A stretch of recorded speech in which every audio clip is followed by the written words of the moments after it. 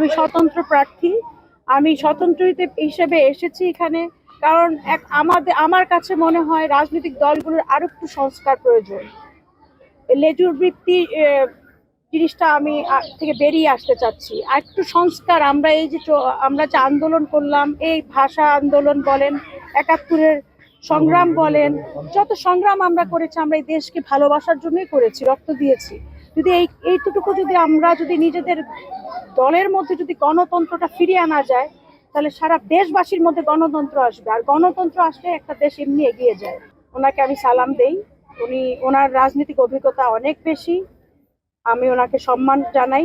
সবাই একটা জায়গায় নামতে হলে তো একটা কম্পিটিশন থাকবেই। কম্পিটিশন ছাড়া তো আপনি pass fail, first second third বুঝতে পারবেন না। সবাই একসাথে মিলে যদি আমরা কাজ করি, আমাদের উদ্দেশ্য হচ্ছে কিন্তু এই এলাকাটাকে সুন্দরভাবে গড়ে তোলা। কারোর সাথে রেষারেষি, কারোর সাথে আমাদের বৈষম্য, এগুলি ভুলে গিয়ে আমরা যাতে সবাই কাঁধে কাঁধ মিলিয়ে আমরা একসাথে কাজ করতে চাই।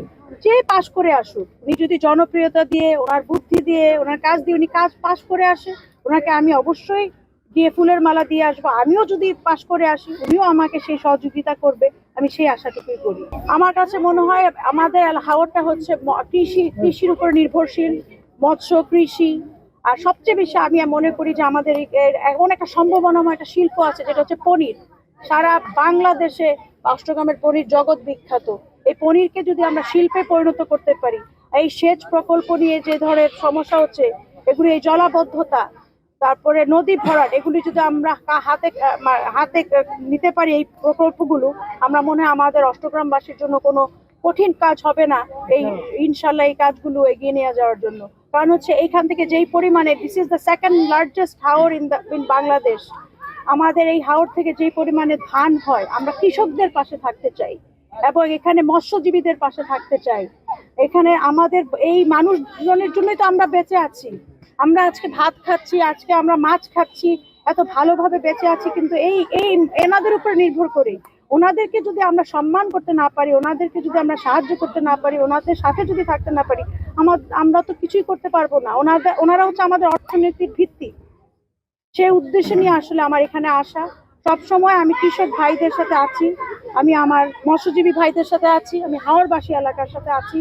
আমি চাই মহিলারাও এখানে কিছু নিজেদের পায়ে নিজেরা গড়ে উঠুক। আমার একটা উদ্দেশ্য, আমি স্বতন্ত্র প্রার্থী হিসেবে এসেছি, একজন মহিলা হিসেবে।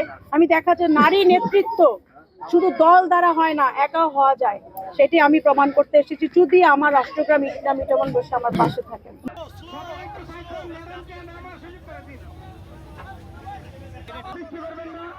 আমাদের ম্যাডাম ইতিমধ্যে আমাদের মধ্যে এসেছে। ম্যাডাম আমাদের